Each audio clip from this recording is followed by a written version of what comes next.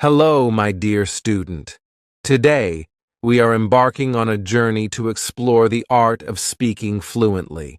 Whether you want to sound more confident, engage better with others, or simply enjoy the experience of clear, unhesitant conversation, mastering fluency is a powerful tool. Fluency in speaking is not just about having a rich vocabulary or knowing advanced grammar. It's about the ability to express your thoughts smoothly and effectively without frequent pauses or hesitations. It's like a dance where your words flow naturally, your confidence shines through, and your audience remains engaged. What is fluency? Fluency in speech means that you can speak without unnecessary interruptions, fillers like or struggling to find the right words. It also means speaking at an appropriate speed, maintaining clear pronunciation, and expressing your thoughts clearly and coherently. Fluency involves listening and responding quickly and effectively in conversations, whether in casual talks or formal settings. To achieve fluency, we must focus on several key areas: practice and consistency. Just like any other skill, the more you practice speaking, the better you become. Speak as often as you can, whether alone, with friends, or in front of a mirror. Over time, the repetition builds your confidence and your ability to think on your feet. Think in the language. When learning or improving your fluency in a language, practice thinking directly in that language rather than translating from your native tongue. This minimizes delays in speech, helping you respond faster and more naturally. Expand vocabulary. Through context. Learn new words, not just by memorizing, but by using them in context. When you understand how words fit into sentences, your brain becomes faster at retrieving them during conversations. Listen and imitate. Listening to fluent speakers, podcasts, or shows in your target language can help immensely. Pay attention to the flow of words, intonation, and how speakers handle complex ideas. Imitate them in your own speech. Stay relaxed and patient. Fluency doesn't come overnight. It requires patience and persistence. Stay relaxed in conversations, even if you make mistakes. Confidence comes from experience, and over time, you'll become more comfortable with speaking smoothly. Now let's dive into the story of two familiar faces, Alex and Sarah. Through their experiences, we'll learn practical tips and methods for becoming a more fluent speaker. Story: Alex and Sarah's fluency journey. Hello, Sarah. Are you ready for today's speaking practice? Alex asked, his voice smooth and confident. They were sitting in their favorite park, where they had often spent afternoons discussing ideas and sharing experiences. Not sure, Sarah responded, laughing nervously. You know how I get stuck sometimes, right? Alex smiled. Trust me, I used to be the same. Remember when I could barely string a sentence together without saying or every few seconds? Sarah nodded, recalling the early days of their friendship. Back then, Alex had struggled to express his thoughts clearly. He would pause awkwardly, searching for words, and often felt embarrassed. But something had changed in Alex over the years. Now he spoke effortlessly, his sentences flowing like a well-rehearsed melody. What's your secret? Sarah asked, leaning in curiously. Alex took a deep breath. Honestly, it all started when I stopped being afraid of making mistakes. That was the biggest thing. But let me share a few tips that really worked for me. Tip 1. Thinking in the language.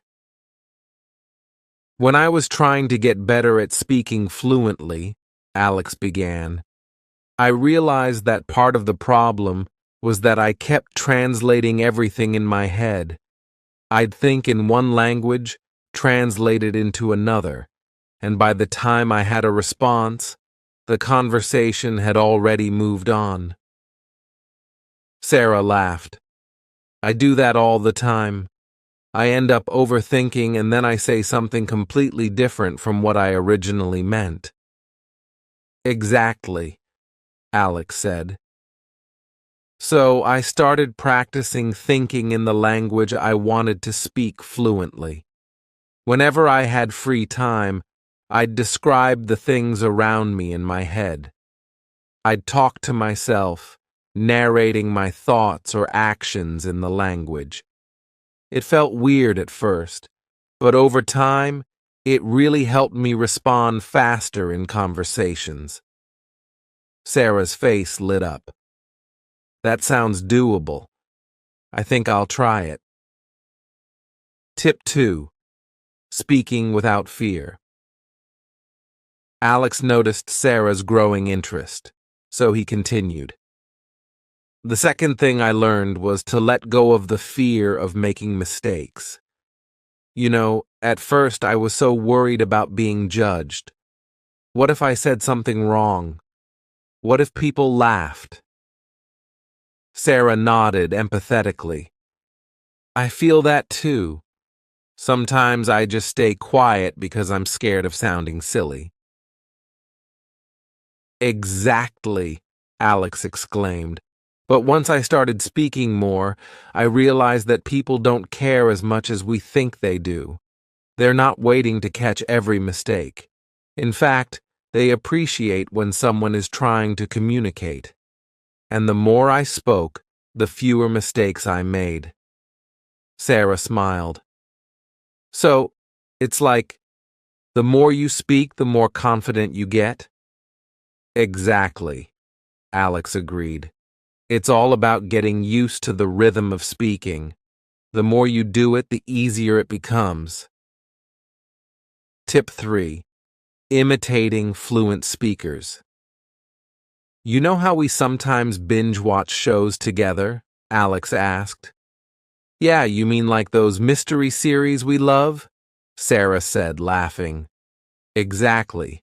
That's actually how I started improving my fluency, Alex explained. I'd listen to the characters, pay attention to how they spoke, and then I'd try to imitate their style of speaking. Not just the words, but their intonation, the way they expressed themselves. I'd even pause the show and repeat what they said. It really helped me learn how to flow naturally. Sarah raised an eyebrow. That's such an interesting method. So you're saying I should mimic my favorite characters? Exactly, Alex affirmed. It's fun too, and it gets your brain used to hearing and producing fluent sentences. Tip 4. Vocabulary and context. Another thing that helped me a lot, Alex continued, was learning vocabulary through context. I used to try to memorize a long list of words, but when it came time to use them, I'd draw a blank. Sarah sighed. I can relate. I've tried that too. It's like the words disappear when I need them. Exactly, Alex said.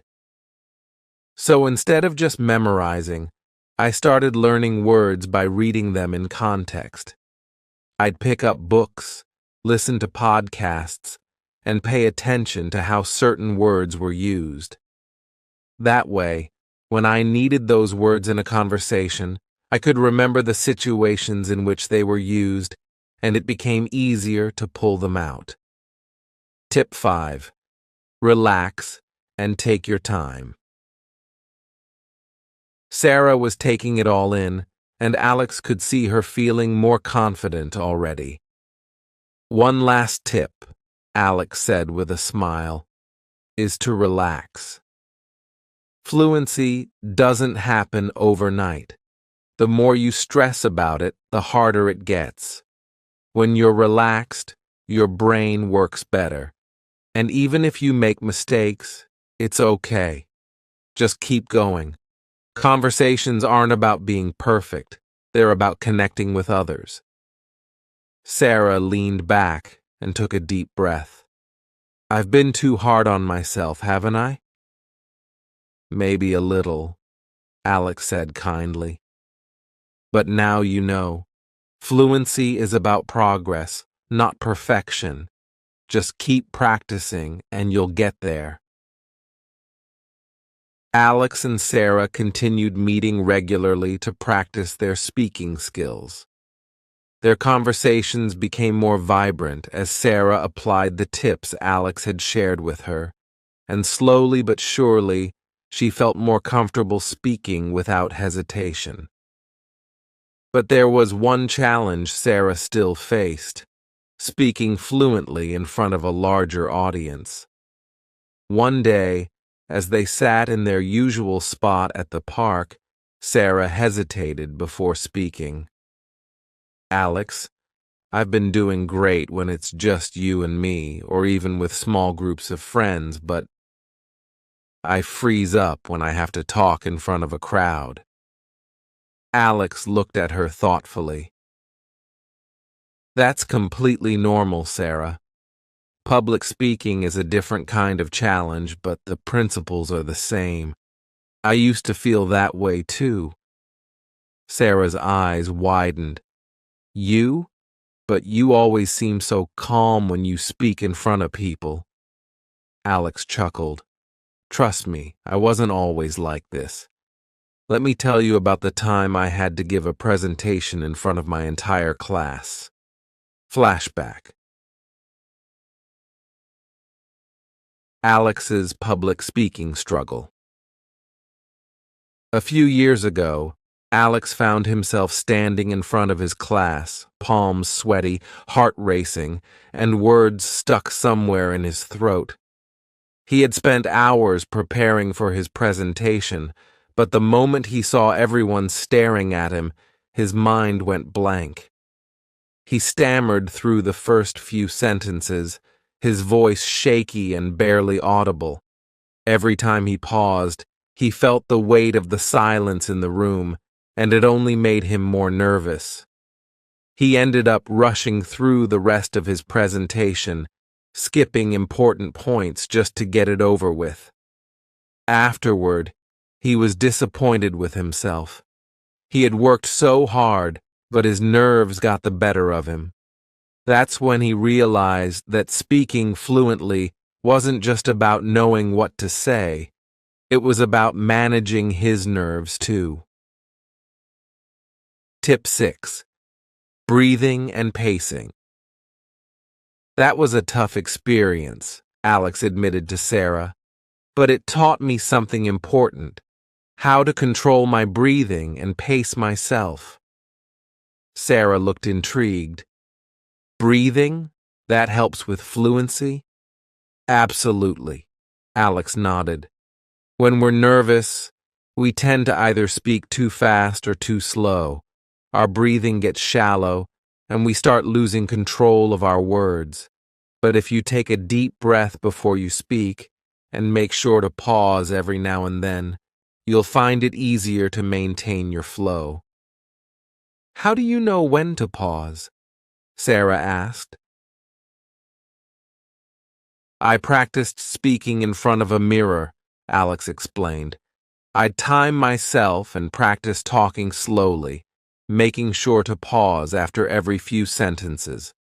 Pausing gives you a moment to gather your thoughts, and it helps your audience absorb what you're saying. Tip 7. Visualizing success. Another thing that helped, Alex added, was visualizing myself speaking confidently. Before I gave a presentation, I'd close my eyes and imagine everything going well. I'd picture myself standing tall, speaking clearly, and seeing the audience nodding along.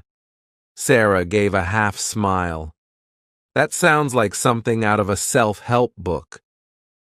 It kind of is, Alex laughed. But it really works. When you visualize success, it helps calm your nerves. You start to believe that you can actually do it. And once you believe it, you'll feel more relaxed and in control. Tip 8. Engaging with the audience. As Alex continued sharing his tips, he saw the excitement growing in Sarah's eyes. The last tip for speaking fluently in front of a crowd, he said, is to engage with your audience. Don't just focus on what you're saying. Pay attention to how they're reacting. Sarah raised an eyebrow. Won't that make me more nervous? Not at all, Alex reassured her. Think of it as a conversation, even if you're the only one talking. When you see people nodding, smiling, or reacting to what you're saying, it boosts your confidence.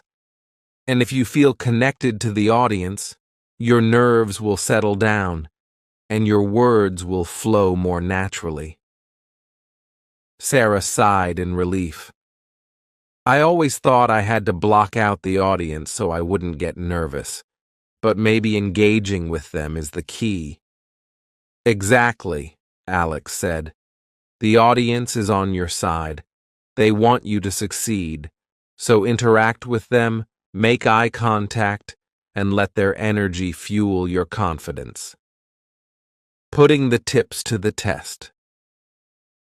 A few weeks later, Sarah had her chance to put everything Alex taught her into practice. She had signed up to give a short speech at a community event, and though the thought of speaking in front of a large crowd still made her nervous, she was determined to face her fear. The day of the event arrived, and as Sarah stood backstage, she remembered Alex's tips. She took a deep breath, visualized herself speaking confidently, and reminded herself that the audience was there to listen and support her. As she walked up to the stage, her heart pounded, but she kept her focus. She began her speech, speaking slowly and clearly, and pausing when needed. She made eye contact with a few people in the front row, and to her surprise, they smiled and nodded encouragingly. With every sentence, Sarah felt her nerves melting away. Her words flowed effortlessly, and she found herself actually enjoying the experience. When she finished, the audience erupted into applause, and Sarah's heart swelled with pride. Backstage, Alex was waiting for her with a big grin. You were amazing, Sarah. How do you feel? Sarah beamed. Honestly, I didn't think I could do it, but once I started, everything just fell into place. Alex nodded. That's the power of fluency. It's not about being perfect. It's about being confident and staying in the moment. Epilogue. The journey continues. From that day forward, Sarah never looked back. Her fluency improved in leaps and bounds, not just in everyday conversations, but also in more formal settings. She became more confident in her ability to express herself, whether in front of friends or strangers.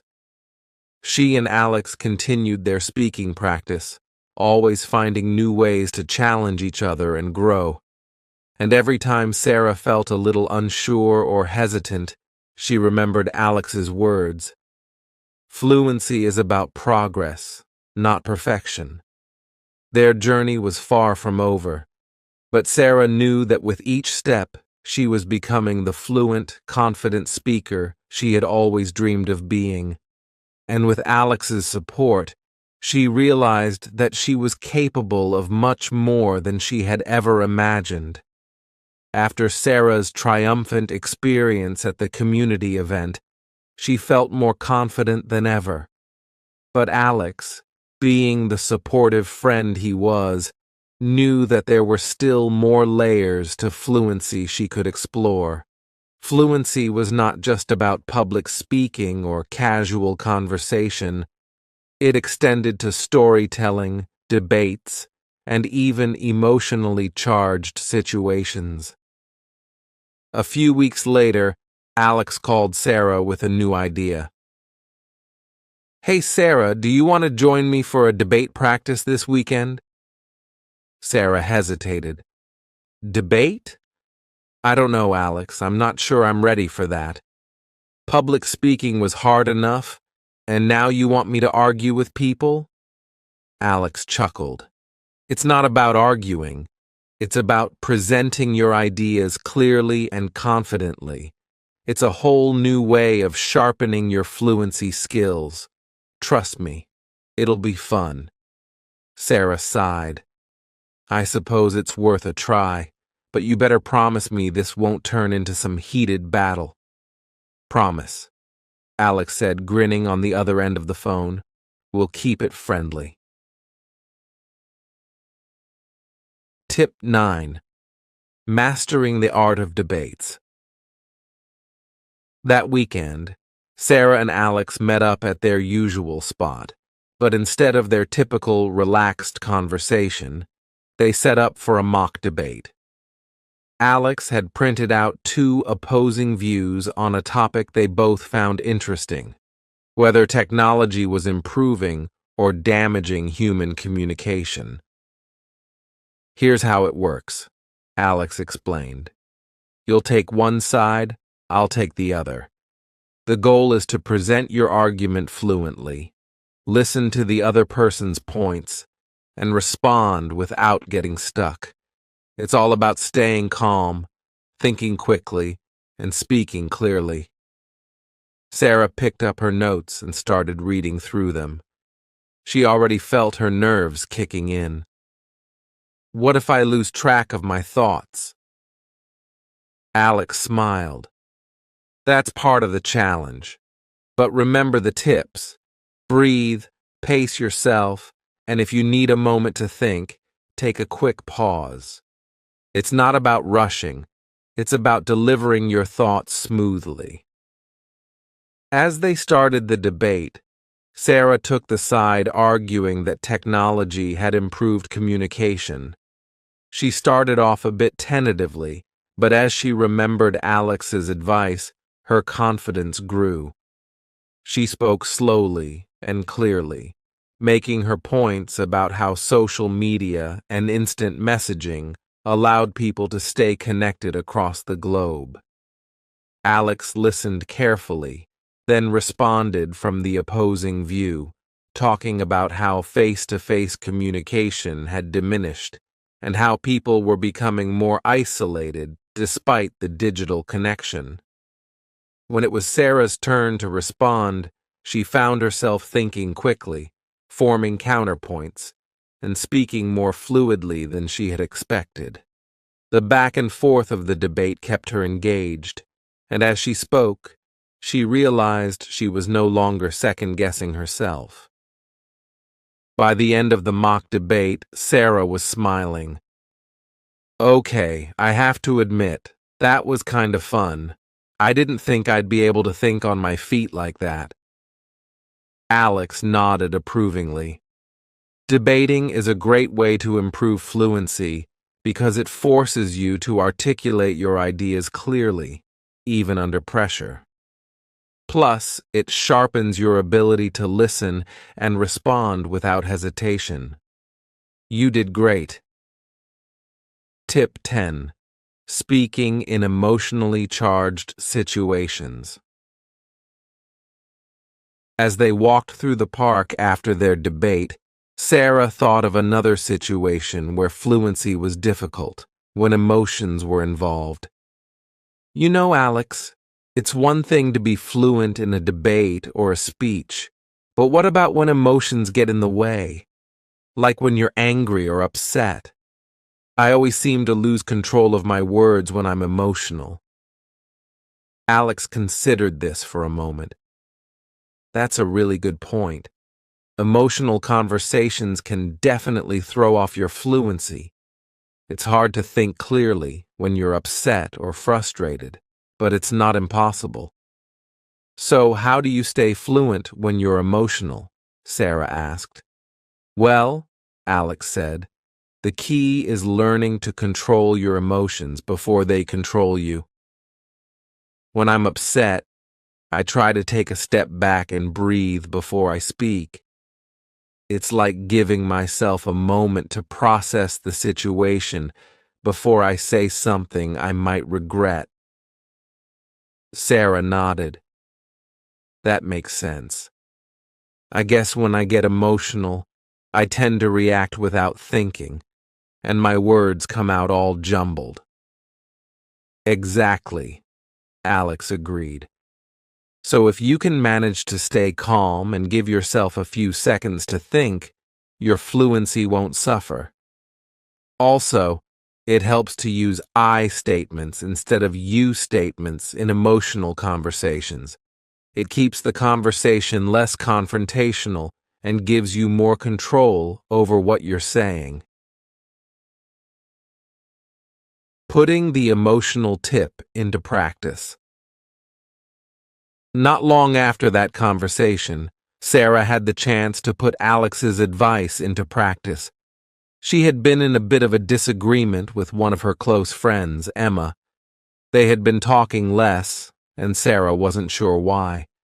When she finally decided to talk to Emma about it, she felt nervous. She knew the conversation could get emotional, but she wanted to stay calm and express her feelings clearly. Remembering Alex's tip, Sarah took a deep breath before starting the conversation. Instead of accusing Emma of ignoring her, she began with an I statement. I've been feeling a little distant lately, and I wanted to talk about what's going on. Emma, taken aback by Sarah's calm approach, opened up more easily. They ended up having a heart-to-heart conversation, and Sarah was able to express her feelings fluently without letting her emotions overwhelm her. Afterward, Sarah realized how much progress she had made, not just in fluency, but in communication as a whole. She had learned to manage her emotions, think on her feet, and speak with clarity, whether in everyday conversations, public speaking, or more personal, emotionally charged situations. The twist: a job opportunity abroad. One evening, while Sarah and Alex were catching up over coffee, Sarah's phone buzzed with a new email notification. She glanced at it, expecting the usual flood of work emails, but her eyes widened when she saw the subject line, Exciting Opportunity in International Communications. Alex, look at this, she exclaimed, holding out her phone. It's from a company I applied to a while back. I almost forgot about it. They're offering me a job in their international division based in Paris. Alex leaned in to read the email. Whoa, Sarah, that's huge. Congratulations. But as the excitement settled in, Sarah felt a wave of uncertainty. Thanks, but international communications? My French is okay, but speaking fluently in a foreign language? That's a whole new challenge. Alex saw the flicker of doubt in her eyes. It's not like you're starting from scratch. You've already mastered fluency in English, and you've come a long way. This is just the next step. Sarah bit her lip. Yeah, but what if I freeze up?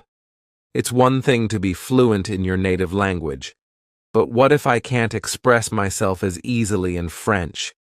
What if I embarrass myself in meetings or social settings? Alex smiled reassuringly. Fluency in a second language is just like learning fluency in any conversation. You've got the foundation, Sarah. You just need to apply the same principles. New challenge: navigating a foreign language. Sarah's excitement about the opportunity quickly turned into a mix of nerves and anticipation. After accepting the job, she had just 3 weeks before she had to pack up her life and move to Paris. She began brushing up on her French, but the thought of speaking fluently in a professional setting filled her with anxiety. One evening, as she sat in her apartment surrounded by French textbooks and language apps, she called Alex in a mild panic. "Alex, I'm struggling. I can get by in everyday French, but when I try to talk about work or anything complex, I stumble. I'm worried I'll make a fool of myself." Alex listened patiently. "I understand it's intimidating, but remember what we talked about.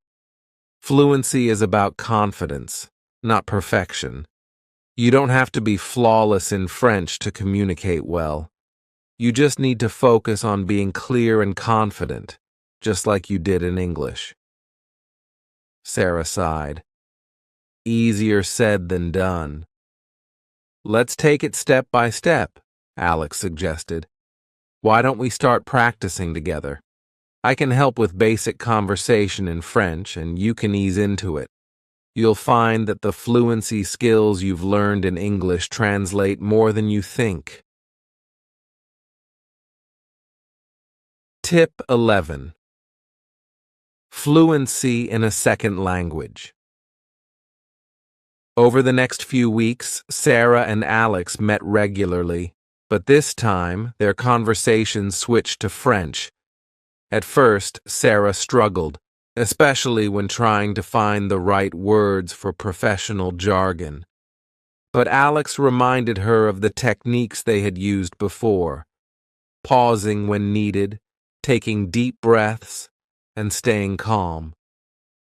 They also practiced specific scenarios Sarah might face in Paris: meeting colleagues, presenting ideas in meetings, and even making small talk at social events. With each practice session, Sarah's confidence grew, and though she still stumbled over words sometimes, she found herself able to express her thoughts more clearly.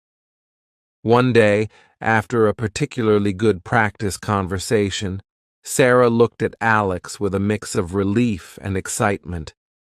"You know, I never thought I could apply what I've learned in English fluency to a second language, but I can feel it working. I'm still nervous, but I feel more prepared." Alex grinned. "That's because the principles are universal. Whether you're speaking in English, French, or any other language, fluency comes from clarity, confidence, and connection." The move to Paris, new beginnings. The day finally arrived for Sarah to move to Paris. As she stood in the airport, waiting to board her flight, she felt a mixture of excitement and nerves bubbling inside her. She had practiced endlessly with Alex, but now it was time to put everything into action. Arriving in Paris was a whirlwind of new experiences. Sarah was thrust into meetings with her new colleagues, social events with people from all over the world, and everyday interactions in French. At first, she felt overwhelmed. There were moments where she stumbled over her words, where she felt unsure of herself, but each time she reminded herself of Alex's advice. One evening, after a particularly long day at work, Sarah found herself in a cafe near the Seine, reflecting on her journey. She had just given her first presentation in French earlier that day, and while it wasn't perfect, she had gotten through it smoothly. Her colleagues had nodded along, asked questions, and she had responded confidently. As she sipped her coffee, she realized that her fluency in French, while still evolving, had already come so far in just a few short weeks. She was learning not to fear mistakes, but to embrace them as part of the journey. Tip 12. Embracing mistakes and growth.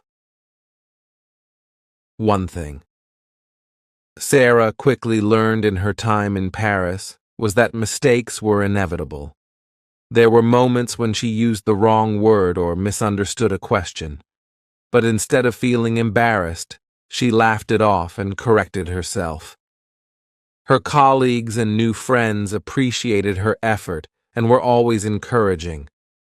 Alex had been right all along. Fluency wasn't about perfection. It was about communication, connection, and confidence. The more Sarah allowed herself to make mistakes, the more comfortable she became. And the more comfortable she became, the more fluent her French grew. One day, during a video call with Alex, Sarah shared this realization. "You know," she said with a smile, "I used to think making mistakes would ruin my fluency. But now I realize it's the mistakes that are helping me grow. Every time I stumble, I learn something new. I'm not perfect, but I'm definitely more fluent than I was when I first arrived." Alex smiled proudly. "That's exactly it, Sarah. Fluency is about progress, not perfection. Whether in your native language or a new one, the key is to keep pushing forward, keep learning, and stay confident." A new twist. Alex's opportunity. Just when Sarah had settled into her new life in Paris, a twist came into Alex's life as well. During one of their video calls, Alex shared some surprising news. "Sarah, guess what? I've been offered a job opportunity in Tokyo. It's a huge step for my career, but it's in a completely different language and culture." Sarah's eyes widened in excitement. "Alex, that's incredible. But are you nervous about the language barrier?" Alex chuckled. "Absolutely. I don't speak much Japanese, and the thought of having to navigate life and work there is a bit daunting. But you've shown me that it's possible. If you can become fluent in French, I can handle Japanese." Sarah grinned. "Looks like we'll both be on this language journey together. Just remember what you always told me. Fluency isn't about perfection. It's about connection. You've got this." A few months later, both Sarah and Alex were living in their new cities, embracing the challenges and adventures that came with adjusting to life in a different culture and language. They kept in touch regularly, their video calls now filled with stories of cross-cultural mishaps, linguistic triumphs, and the occasional moment of homesickness. The Tokyo challenge for Alex. The move to Tokyo was even more intense than he had imagined. Unlike Sarah's experience in Paris, where her basic knowledge of French helped her get by, Alex found himself in a city where he barely knew the language at all. Japanese was vastly different from anything he had studied before, and every interaction felt like a test of his fluency, not just in language, but in adapting to a culture that was so different from his own. During one particularly challenging week, Alex had a business meeting with a major client. While he had learned the basics of polite greetings and introductions in Japanese, the complexity of the conversation quickly left him feeling overwhelmed. The client spoke rapidly, using words Alex didn't understand, and he found himself relying on a translator more than he had hoped. After the meeting, Alex called Sarah, feeling frustrated. "I'm not sure I'm cut out for this, Sarah. I can barely keep up in meetings, and I'm constantly worried I'll say the wrong thing or misunderstand something important. It's like I'm starting from square one all over again." Sarah listened sympathetically. "I get it, Alex. It sounds exhausting, but remember, you've been here before. Think back to how you helped me when I was nervous about public speaking or debating. The same principles apply. You're not going to be perfect at first, and that's okay. The important thing is that you keep trying and don't give up." Alex sighed, but Sarah's words gave him some comfort. "You're right. It's just, this is a lot harder than I expected." Sarah smiled through the screen. "Of course it is, but you're Alex. You love a challenge. And besides, you're already doing great by putting yourself out there. Just think of it like fluency training. You're building the foundation, and soon enough, you'll get more comfortable." Tip 13. Navigating complex conversations in a foreign language. In the weeks that followed, Alex took Sarah's advice to heart. He realized that fluency, especially in a foreign language, wasn't about getting everything right from the start. It was about learning from mistakes and pushing through the discomfort. He started taking Japanese lessons more seriously, practicing not just vocabulary and grammar, but also learning how to handle real-life conversations.